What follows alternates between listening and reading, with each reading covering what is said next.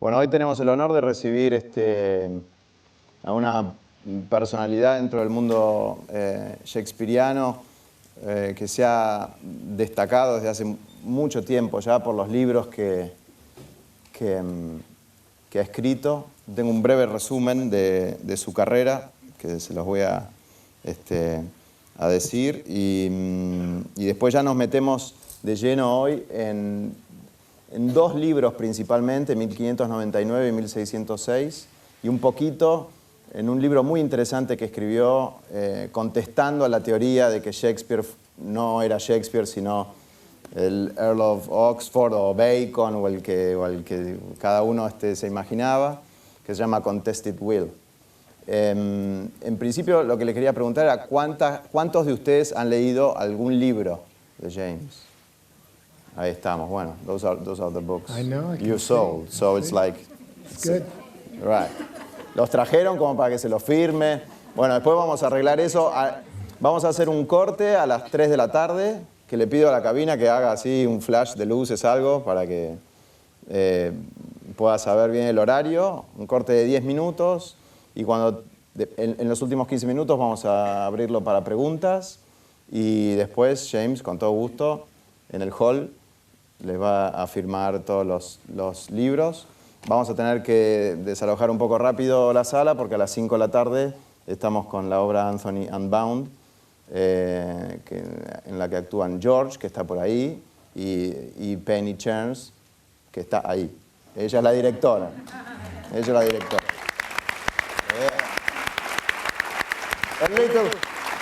A little pressure, just a little. Bueno. Shapiro es profesor de inglés y literatura comparada en la Universidad de Columbia.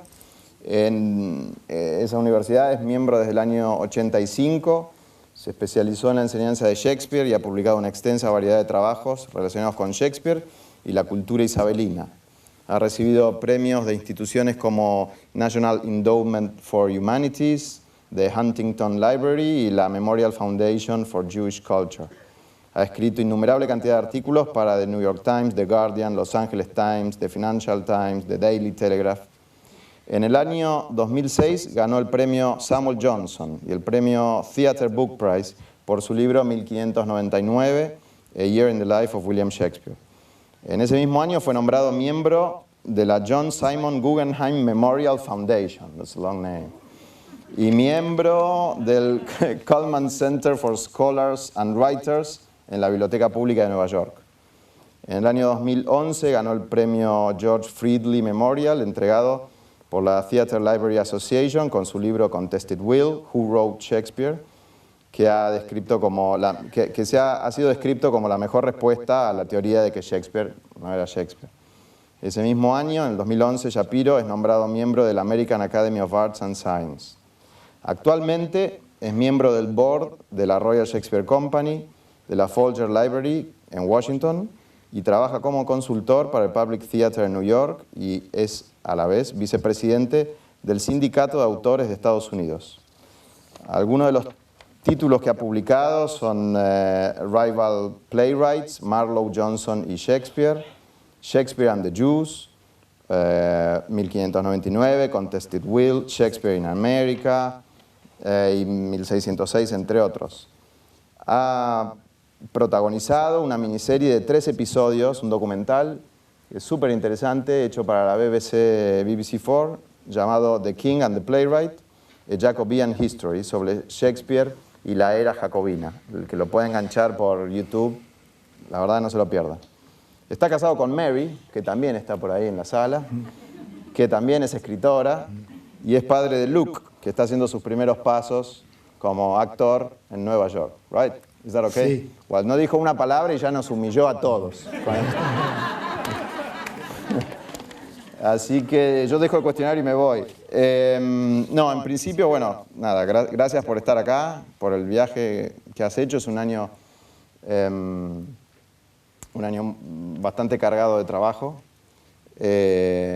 y está así como de gira siguiendo a los Rolling Stones. Ya pasaron, ahora viene él y va siguiendo el tour de los Rolling Stones. Es Mick Jagger de Shakespeare. Pero en principio, para meternos de lleno en 1599, Why did you choose this year? Basically, that's the first question.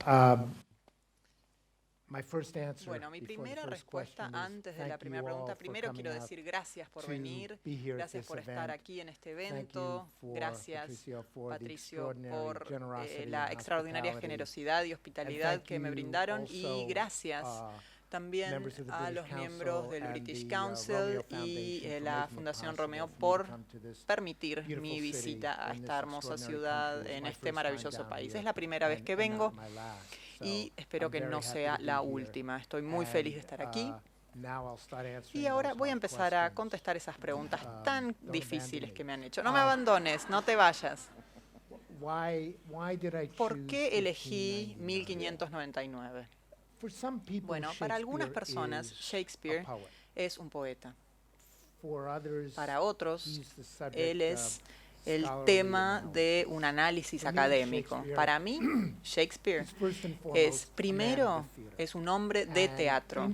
Y en 1599 él era un hombre desesperado, quizás, en su contexto, en su teatro, porque su teatro había perdido el contrato de alquiler, digamos, con su teatro y no eran homeless, no tenían dónde actuar.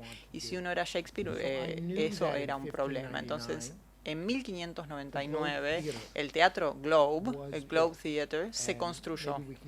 Y quizás después vamos a regresar sobre esto, pero elegí 1599 porque además, luego de que se construyó el Teatro Globe, fue un año extraordinariamente creativo para Shakespeare. Él terminó Enrique V, él escribió Julio César y Como gustéis, y además comenzó a escribir Hamlet. Y eso creo que es un año de lo más productivo para cualquier escritor, mejor de lo que uno pudiera esperar. Entonces pensé en dos cosas. Primero, ¿cómo sería meterme de lleno en un año?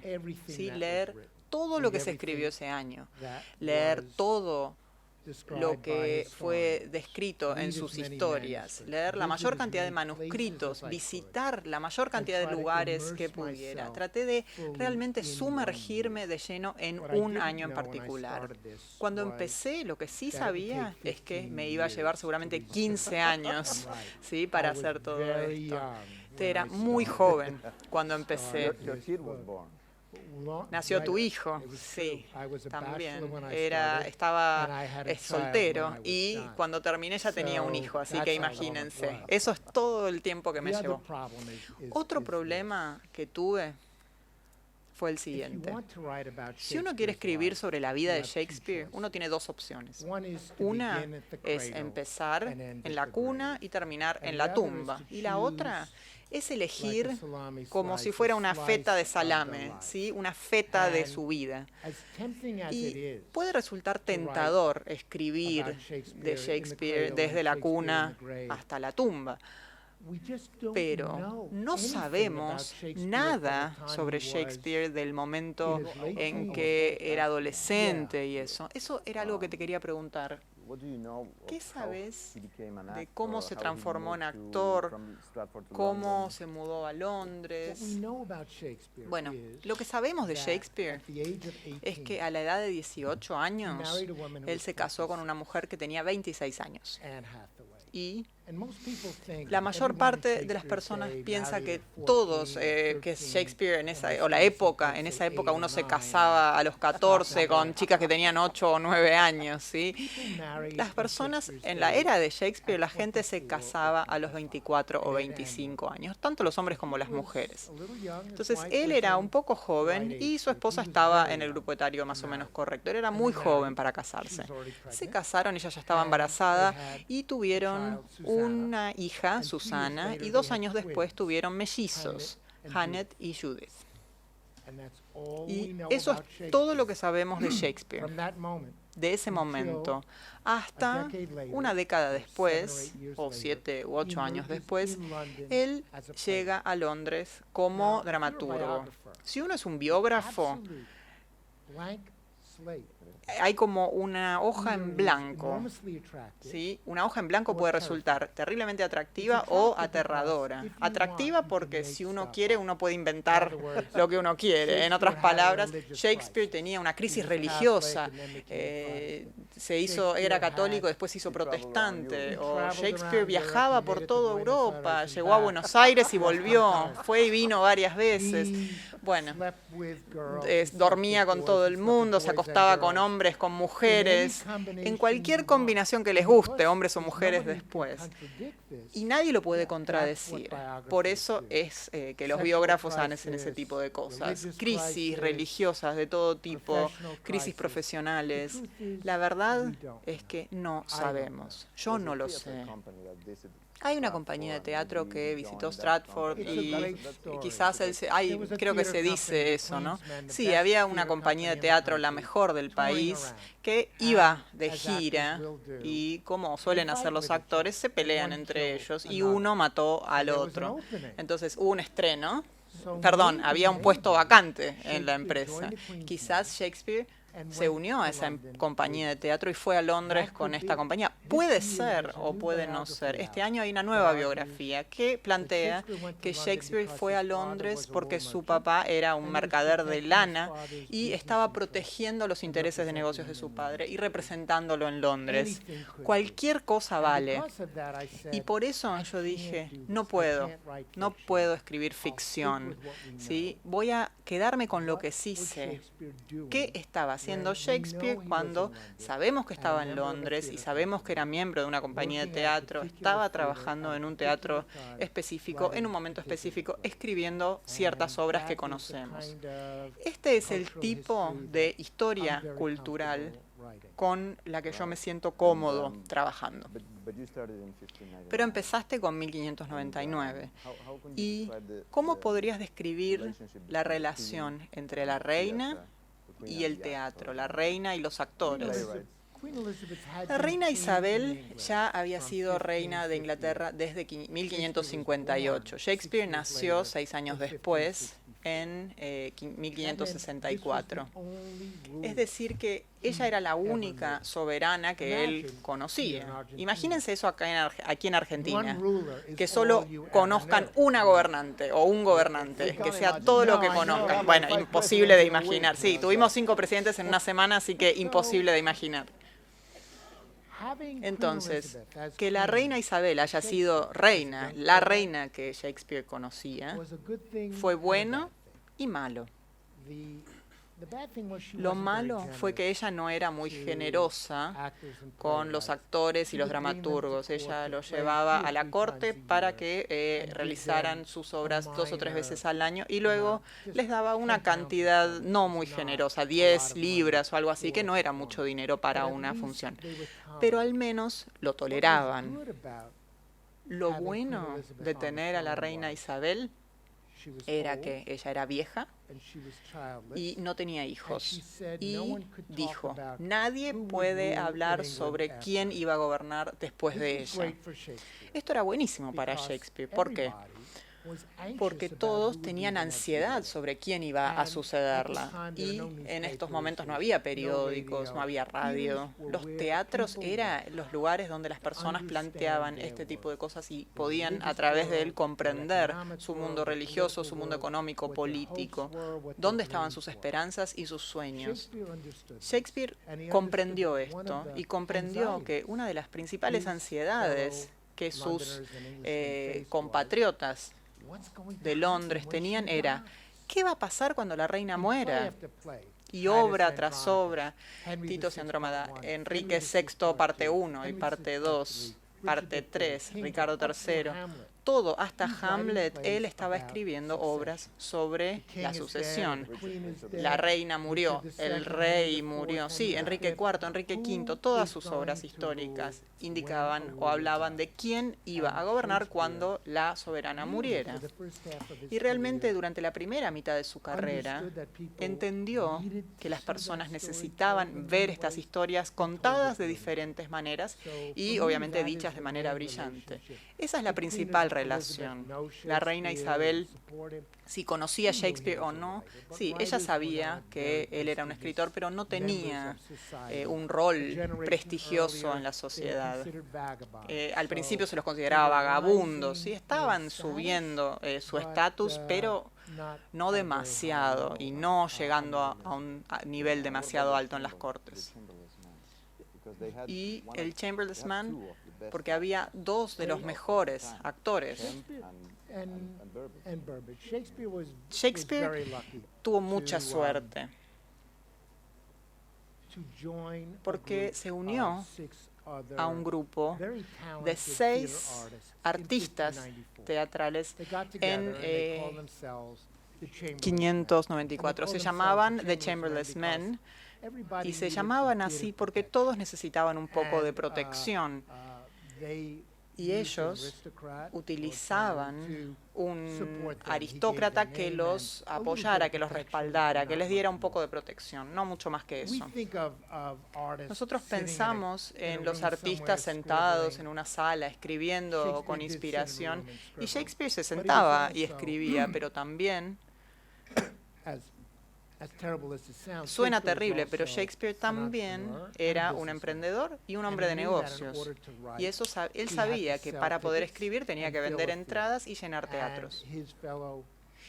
Y sus compañeros en el emprendimiento sabían esto. Para ser miembro de The Chamberlain Men, uno tenía que invertir un equivalente a $70.000 de hoy. ¿Sí? Cada uno de ellos tenían que poner ese capital para crear una compañía, para comprar obras, contratar actores, etc. Y esto financieramente era riesgoso. Y era el mundo de negocios en los que se movía Shakespeare. Esto duró 20 años. Y la ventaja de esta compañía era que tenían los mejores actores trágicos del país, tenían los hombres más graciosos y más divertidos del país. Y tenían también al mejor escritor o dramaturgo del país. Entonces eran muy fuertes como compañía. Siempre había tensiones, por supuesto, entre el actor principal, esto lo sabes bien. Y hay una excelente anécdota sobre Shakespeare y Will Kemp. Perdón, Shakespeare y Richard Burbage, que fue descrita por un estudiante de Derecho llamado Manningham. Él escribió en su diario lo siguiente, voy a tratar de pasarlo a inglés moderno, a ver si me puedo acordar. Estaban poniendo en escena a Ricardo III y Burbage era realmente un excelente Ricardo III, era muy carismático. Si bien era jorobado y no importaba, era sexy, era muy sexy y todas las mujeres estaban enamoradas de él. Entonces, una mujer de la audiencia le pasó una nota diciéndole: ¿podrías venir a mi casa después de la obra? Y él le dijo, no vengas como vos mismo, vení como Ricardo III, por favor, personificado. Shakespeare escuchó este intercambio por casualidad y él fue a su casa. Estaba arriba con ella y de repente golpean la puerta. Y es Burbage, estaba abajo Burbage, listo para, tener su aventura con esta señora. Y Shakespeare dijo, William el Conquistador viene antes que Ricardo III. Así que esto les prometo que no lo inventé. Es una de esas historias tan divertidas que nos indican que aún los dramaturgos y los actores decían: yo soy más importante, vos sos más importante. Sí, había tensión entre Burbage y Kemp también, ¿no? ¿Podés hablar de eso? Sí, esto es otra cosa interesante. Will Kemp pensaba que Shakespeare era secundario y que él era el hombre más gracioso de Inglaterra y también carismático. Y era lo que atraía a las audiencias. Entonces hubo un desacuerdo entre Shakespeare y Kemp. Kemp, como muchas estrellas de rock, pensaba: me voy a ir del grupo y mi carrera solista va a ser más importante que en esta compañía. Y todos que se queden con el grupo de Shakespeare. Bueno, lo que pasó es que los que se quedaron en la compañía se murieron ricos y él se murió pobre. Uno imaginaría que las estrellas de rock deberían aprender de esta experiencia, pero no es el caso. Ahora, imagínense, ¿cuáles serían las diferencias entre el teatro de Shakespeare hoy y el teatro de Shakespeare en esa época? Yo diría que es que hasta 1599, después de que terminaba la obra, Romeo y Julieta están ahí muertos y todos están llorando, salían los hombres y las mujeres, los hombres vestidos como mujeres, uno de ellos era Kemp, y cantaban una canción y se agarraban sus partes y hacían algo obsceno, y las audiencias amaban esta parte. Se llamaba el jig.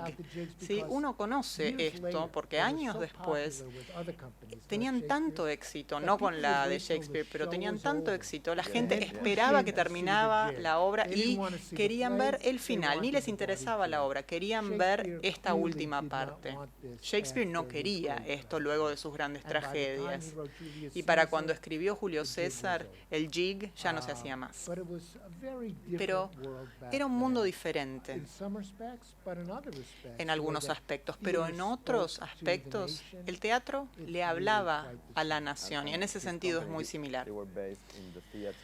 Y su empresa se basaba en el teatro llamado The Theatre, el teatro. Pero se tuvieron que mudar. Sí, ellos alquilaban un teatro llamado The Theatre, ¿sí? El teatro. Cuando nació en 1564 no había teatros permanentes, ¿sí? Él, como tenía 10 años, nunca hubiera adivinado que él un día se iba a transformar en dramaturgo y actor en un teatro permanente, exterior, que podía tener 3.000 personas. En 1566, un hombre de negocios construyó un teatro llamado The Theatre, el teatro en los suburbios norte de Londres. Y un año después, otro llamado The Curtain se construyó muy cerca, como si fuera negocios de zapatos, que ponen uno, después ponen otro al lado, etcétera. Esto lo que hizo fue posibilitar que por primera vez en Inglaterra, si uno era escritor, uno podía ganarse la vida como escritor sin que te solventara una persona más rica. Uno obtenía diferentes precios por las entradas según las ubicaciones y esto se daba así. Pero el problema era que la taquilla o la boletería decía, bueno, mitad es para el dueño y mitad para la compañía de teatro. Hoy sabemos, por la arqueología que se ha hecho en los teatros de Shakespeare, sabemos cómo se recolectaba el dinero. Era como un tachito de arcilla con el suficiente lugar solamente para poner un penny ahí. Y obviamente hoy nadie confiaría en este sistema, pero luego de que se iban a su casa, destruían este cacharrito y ahí distribuían las monedas entre ellos. La empresa de Shakespeare pensó en un momento, ¿por qué les estamos dando la mitad? Y el dueño del teatro decía, creo que puedo sacar más que la mitad. Y les quitó el contrato de alquiler, sería. En 1599 alquilaron un terreno cerca de donde está el Globe Theatre y cerca de Navidad, cuando sabían que se había ido de vacaciones el dueño del teatro, fueron a The Theatre, ¿sí? El teatro antiguo donde hacían, y se llevaron se llevaron las espadas, toda la utilería se la llevaron, ¿sí? Y eran armas de verdad, estas espadas, no eran de mentira. Llevaron todo y además llevaron 12 carpinteros a The Theatre. Y los amigos de ahí dijeron, ¿qué están haciendo? Le dijeron, salí de mi camino y no te vamos a lastimar. Sabemos de esto porque hubo una demanda legal que presentó toda la evidencia. Y los carpinteros, en un día frío de diciembre, desmantelaron el teatro por completo. Lo empacaron, lo almacenaron y lo mandaron a cruzar el Támesis y con toda esta madera construyeron el Teatro Globe con las mismas dimensiones y agregando los materiales que eran necesarios. Y así fue como se dio.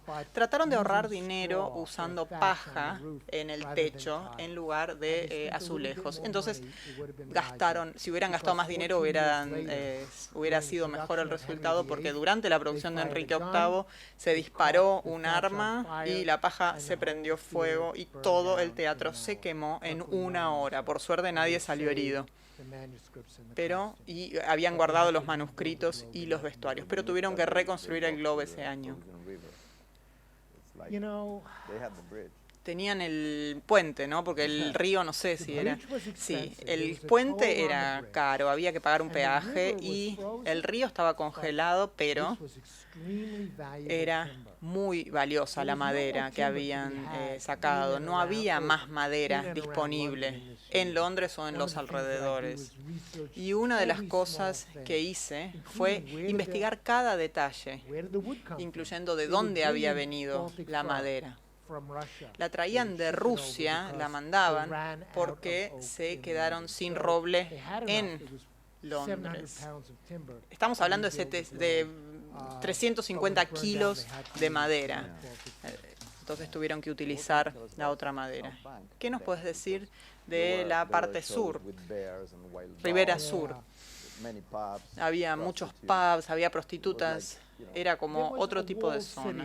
Sí, había una ciudad de Londres, pero dentro de la muralla de la ciudad de Londres estaba dividida y había zonas puritanas que no les gustaban ni los actores ni el teatro porque significaba ruido, violencia, multitudes. Los aprendices iban a los teatros y trataban de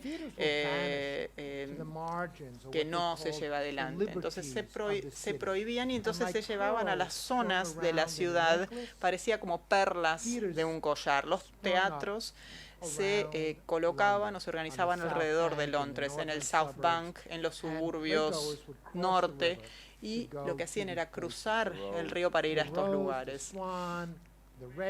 El Rose, el Swan, el Fortune. Había tantos teatros en una comunidad de solamente 200.000. Esto significaba que las personas iban a ver obras todo el tiempo. Algunos todo el tiempo, algunos no iban, ¿no? Pero las zonas donde los teatros se erigían, como el Rose o el Globe, eran lugares de actividad marginal, prostitución, ejecuciones, peleas de espadas. El otro deporte era peleas, ¿sí? Lo que hacían era atar un oso, lo ataban a un poste y dejaban que perros salvajes lo atacaran. A veces ganaba el oso y a veces ganaban los perros salvajes. También esto era un deporte sanguinario. Y hubo un emprendedor que decidió, ¿por qué no combino un teatro con un lugar de peleas de osos y perros? O algunos días había osos, otros días obras, pero el olor era tan terrible en ese teatro que nadie quería ir a los estrenos. Y así es como se terminó ese emprendimiento. Entonces construyeron el Globe y inauguraron con Julio César. Sí, inauguraron con Julio César. ¿Por qué eligieron eso? Es una pregunta muy difícil de responder, la verdad. De algunas maneras, es una obra muy política, pero si ven el exterior del Teatro El Globo, casi parecía como un edificio romano. Entonces fue adecuado en ese sentido también, pero todos los temas del día estaban en esa obra: el cambio de régimen, que había gente tratando de llegar de España para asesinar a Isabel, mucha preocupación sobre asesinatos políticos o magnicidios. Era un momento muy rico. Sí, claro, había habido varios atentados contra su vida, intentos de hecho, y estaban en guerra con España, y en el año 1589, recién después de construido el globo, en el 88 los españoles mandaron a su armada y estaban mandando otra armada, entonces había pánico en las calles de Londres. Estaban encadenando las calles, poniendo fuegos en toda la noche, van a venir, van a quemar todos los teatros. Shakespeare debe haber tenido unas noches sin dormir en esa época. Fue un momento muy turbulento y emocionante. Y inspirador también, ¿no? Lo que sucedió primero, muere un dictador en Titus, ¿no? Era políticamente correcto en ese momento. Parte de la pregunta o de la cuestión en el corazón o en el centro de Julio César es si uno puede deshacerse de un mal gobernante. Y es una pregunta muy difícil de responder. A finales del siglo XVI, la gente estaba debatiendo esto, el regicidio, matar a un gobernante. ¿Es permitido si ese gobernante va a actuar de forma tiránica? Shakespeare realmente mete el dedo en la llaga en ese tema y la gente estaba lidiando justamente con ese tema en esa época. Podemos rever a Shakespeare, o mucha gente ve a Shakespeare como alguien que estaba por encima de eso, escribiendo de su época en esta manera. Él estaba escribiendo sobre política y sobre debates históricos que se daban sobre todo tipo de temas culturales, religión, casamiento, sexo, identidad sexual.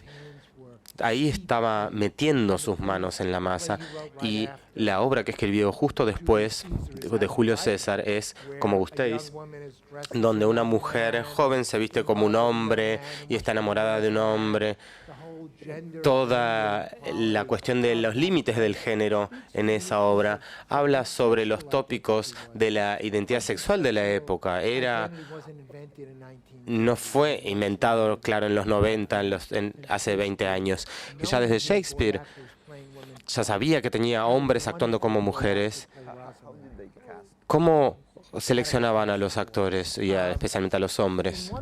Bueno, de alguna manera eran aprendices, ¿no?, de los actores, se entrenaban en el teatro. Y cuando digo chicos, el actor que hacía Rosalinda o Ofelia tendría 16, 18 años, no tendría barba como vos. Sí, no, perdón, no tengo.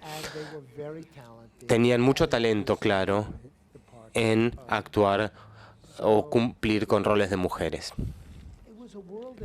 Era un mundo en el cual la obra cambiaba todos los días. No era como Cats, ahora y para siempre, como se dice.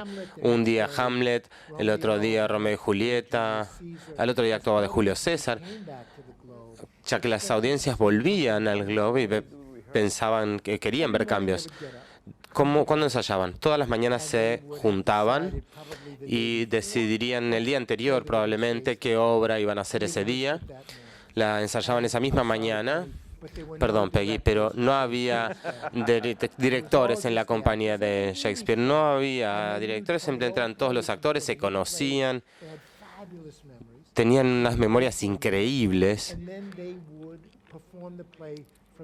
Actuarían de 2 a 5 de la tarde y luego los actores se iban a tomar, a tener sexo, lo que sea que hagan los actores después del teatro, y Shakespeare tenía que volver a su escritorio, a volver a escribir y a leer durante muchas horas de la noche. Y él trabajaba 10 a 12 horas todos los días, por 25 años hizo eso.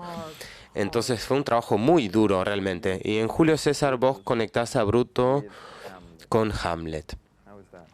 ¿Cómo es esa conexión? Bueno, claro, Shakespeare es el que conecta las dos obras cuando tiene a Polonio en Hamlet diciendo que actuó de César en la juventud y fue asesinado en el Capitolio. Y todo en el público se hubieran reído porque si no fue el día anterior, fue la semana anterior viendo a ese actor siendo asesinado y matándose en la otra obra. Es un chiste interno, digamos, de la compañía, pero creo que Shakespeare tenía no solo una obra de teatro en su cabeza en cada momento. Estaba escribiendo Julio César, estaba pensando en Hamlet, y estaba escribiendo Julio César y pensando en Como gustéis. Siempre tenía algo en mente que no había llevado al papel. Entonces las obras dialogan entre sí y claro que tienen muchos vínculos y uno las puede establecer cronológicamente. Luego estrenó Enrique V. Eran épocas desesperadas, claro, para el público, porque estaba la guerra con Irlanda. Una de las cosas que yo no sabía cuando comencé a investigar para este libro, pero aprendí muy rápidamente después de casarme con alguien de ascendencia irlandesa, fue que Inglaterra estaba en el medio de una guerra de 9 años con Irlanda. Y tenían miedo que España iba a invadir Inglaterra desde una base en Irlanda. Y entonces estaban tratando de aplastar una rebelión en Irlanda. A Isabel no le gustaba poner dinero en el teatro, definitivamente no lo ponía en su ejército. No había un ejército preparado. Cada vez que había una amenaza o alguna revuelta en Irlanda, ella enviaría hombres para que junten nuevos soldados para ir a luchar contra Irlanda. Y la situación era cada vez peor. A fines de 1590, en agosto de 1598, una columna de tropas inglesas dejaba una guarnición que estaba muriéndose de hambre en Irlanda. Fue emboscada por jinetes irlandeses, los hombres fueron asesinados, huyeron. Isabel tuvo que enviar un ejército de verdad, 16.000 soldados a Irlanda. Y la gente era tomada de las ciudades, de los pubs, de los teatros, a luchar en Irlanda. 1 de cada 50 hombres ingleses en esa década de fines del siglo XVI fue a luchar contra Irlanda. No querían ir a luchar. La gente se amotinaba, no estaban felices con eso. Entonces, ¿qué hizo Shakespeare? Escribe una obra que se llama Enrique V, que se trata sobre enviar un ejército al frente. Y claro que no se podía salir con la suya escribiendo sobre Irlanda, sobre el conflicto actual. Era un tema muy sensible, pero en la mitad de Enrique V, a comienzos del 5º acto, el coro se da vuelta, mira a la audiencia y empieza a hablar sobre el gran emperador, nuestro gran emperador Isabel V, con soldados que vienen de Irlanda llegando a su casa. Estaban rezando por sus hermanos y padres y primos y tíos que volvieran de Irlanda victoriosos. Entonces, vemos esto como alguna celebración de nacionalismo inglés. Era algo escondido dentro de una guerra con muchas fallas que terminó sin éxito a fines de 1599. Entonces, lo que me interesa siempre en mi trabajo es mantener al trabajo de Shakespeare, compararlo con esta cultura y ver cómo el tiempo, esa época, le da forma a las obras y cómo el entendimiento de Shakespeare se vuelca en esas obras. Porque cuando uno vive momentos complicados, y yo creo que en este país están viviendo en un momento complicado, ¿a quién recurren? Recurren a los medios, recurren a la televisión, a la radio, a los diarios. Pero hay algo del gran teatro que te puede explicar cosas que otros medios no te pueden explicar, que alcanza a lo que la gente está sintiendo en su interior más profundo. Y los mejores autores, los mejores dramaturgos, llegan a mayor cantidad de personas. Y la razón por la cual Shakespeare es tan grande no es porque era para todos los tiempos. Fue para todos los tiempos porque era tan pertinente a su tiempo. Sí, cierto. Y escribiste también que creo que fue un discurso de Navidad que tomaste de un cura. ¿De dónde lo tomaste? ¿Cómo era esa historia? Bueno, todo ese concepto de un Enrique V muy famoso, que este día se llama la fiesta de Crispino.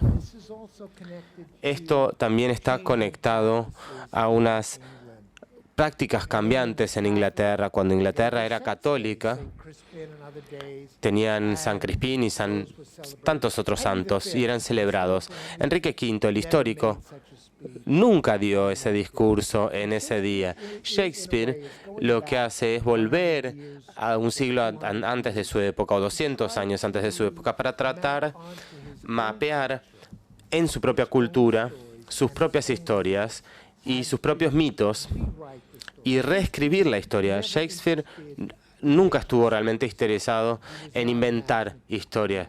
No tenía ese tipo de imaginación. De las 30 y pico de obras que tenemos de su autoría, son quizás 2 las únicas que escribió él mismo. Lo que le gustaba era tomar una estructura vieja y hacer una buena renovación y una reconstrucción. Él entendía lo que otros entendían lejanamente. Yo puedo tomar una historia o una obra vieja y actualizarla. Y es lo que hizo. ¿Y qué pasó con los derechos de autor? No le pagaron, no pagó nada. ¿Quién es dueño de las obras? ¿Ahora? No, en esa época. El autor, el editor, la compañía. Había una lucha para ver quién era el dueño. Los autores no tenían ningún derecho sobre sus obras. Shakespeare no era dueño de sus obras. La compañía era dueña de sus obras. Y claro, él era un accionista, digamos, de esa compañía. Él era dueño de una séptima parte de la compañía. No controlaba los derechos así. Y cuando eran publicadas, los editores tenían todas las ganancias. Entonces Shakespeare obtuvo sus ganancias como una parte inversora de su compañía, y en el teatro esas 2 cosas le fue muy bien, pero los escritores, los dramaturgos no tenían un buen pasar, a diferencia de hoy, ¿no? En Hamlet hay 6 versiones anteriores de Hamlet, ¿es verdad?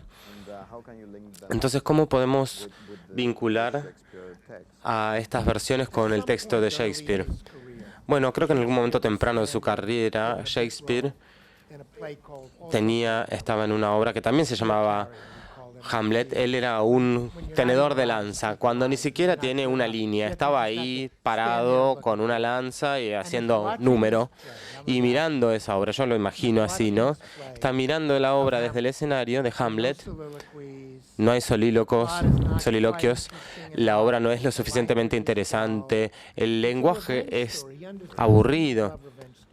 Él entiende historias de amor y de venganza y dice, voy a leer todas las versiones de esto.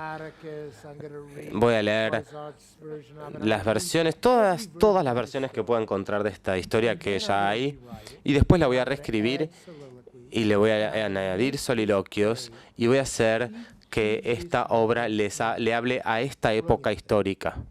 Lo hace de una forma brillante. Comenzamos con un ataque inminente. Sí. Comienzo interesante, un ataque. Esto es inmediatamente después de la historia de la Armada Española. La gente está un poquito nerviosa al respecto. Es una obra muy temática, pero también es un momento histórico en la que nuevas formas literarias se han inventado. Montaigne había estado escribiendo ensayos en Francia desde 1580-81, cuando se publicaron por primera vez. Llegaron a Inglaterra y la gente comienza a leer estos ensayos de autoexploración, y Shakespeare ve eso y dice, ¿cómo puedo hacer que esto sea parte de las reflexiones internas de Hamlet? Era un momento en el que le estamos prestando tanta atención al interior, y esa es la primera obra. Claro, hay hermosos soliloquios en Julio César, pero son breves, o en Ricardo III, pero de repente estamos entrando a alguien, no solo a sus sentimientos, sino también a sus pensamientos, el proceso del pensamiento de alguien. Y eso es lo que es brillante de la revisión de Shakespeare de Hamlet. ¿Hubo un movimiento llamado melancolía o algo así? Sí, bueno, Hamlet está en un día melancólico, ¿no? Y Shakespeare también entendía la depresión. La depresión abundaba en ese momento y abunda hoy. La melancolía en el siglo XX-XXI, la melancolía fue un término médico que no cambió desde los días de Shakespeare, que describe una profunda o seria depresión. Y Shakespeare le da a Hamlet esa cualidad melancólica. Está en duelo, no puede superar la muerte de su padre. Y también es un retrato extraordinario de un joven hombre deprimido. Entonces, de muchas formas, Shakespeare está llevando una historia muy familiar, agregándole muchos elementos desconocidos de una forma que nadie había hecho anteriormente. Algunos vinculan ese nombre con el nombre de su hijo, pero hay un punto de vista muy interesante que escribiste, algo sobre Burbage y su padre muerto, siendo él Hamlet y actuando ese papel. El hijo de Shakespeare había muerto 4 años antes de que él escribiera Hamlet, y su hijo se llama Hamnet. Hamlet, bueno, casi lo mismo. La cuestión es, ¿Shakespeare lo escribió como un tributo a su hijo muerto o lo escribió como un tributo tanto a su hijo y a su padre muerto? Porque claro, comienza la obra con el fantasma de Hamlet que vuelve de la tumba para hablarle. Freud estaba tan convencido de que esto era el caso que creó algo llamado la teoría de Edipo, no basado en el Edipo de Sófocles, sino basado en el Hamlet de Shakespeare, porque sintió tan profundamente de que esta obra solo podría haber sido escrita por alguien que está resonando con estos temas. Si yo creo que Shakespeare escribió Hamlet por la muerte de su hijo Hamlet, no lo sé. Todo lo que sé es que Shakespeare era un actor que vivía en Londres con su hijo que vivía 3 días de viaje en Stratford. Debe haber visto 5 veces su hijo antes de que murió, desde que nació. Creo que tendemos a romantizar a Shakespeare, que era un gran padre, pero no podía estar en 2 lugares al mismo tiempo. Y es un hecho, no todos los actores son padres devotos, tan devotos como son a su carrera. Es muy difícil ser las 2 cosas. Entonces, por más que sea tentador pensar que es una elegía para su hijo, no lo sabemos.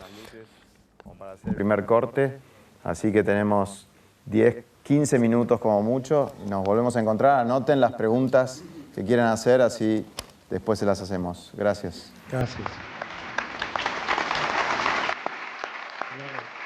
Beautiful.